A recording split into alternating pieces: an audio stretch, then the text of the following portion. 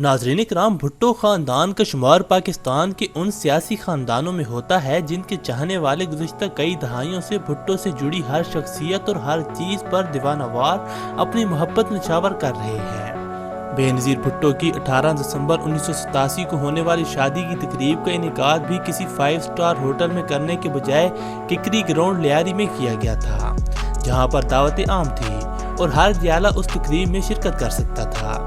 شادی سے ایک دن قبل بے نظیر بھٹو کی مہندی کی تقریب کا اہتمام کیا گیا تھا، جس میں پارٹی کی نوجوان لڑکیوں نے ڈھولک پر گیت گائے تھے اور پارٹی کی خواتین نے آصف علی زرداری کا استقبال ٹپے گا کر کیا تھا۔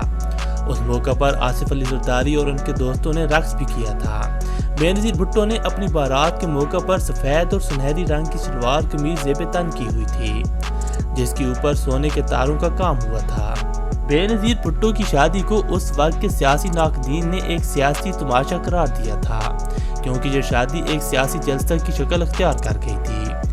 ککری گراؤنڈ میں ہونے والی اس تقریب میں شریک ہونے والے افراد کی تعداد 2000 سے زائد تھی۔ ناظرین، ہم امید کرتے ہیں تاریخ کی یہ معلوماتی ویڈیو آپ کو ضرور پسند آئی ہوگی۔ اگر یہ ویڈیو پسند آئی ہے تو ہماری ویڈیو کو لائک کرنے کے ساتھ ساتھ ہمارا چینل مسٹر حجاز بھی سبسکرائب کر دیجیے، تاکہ آپ کو ایسی مزید ویڈیوز بھی دیکھنے کو مل سکیں۔ اسی کے ساتھ ہی ہمیں اجازت دیجیے، ملتے ہیں اگلی ویڈیو میں، تب تک کے لیے اللہ حافظ۔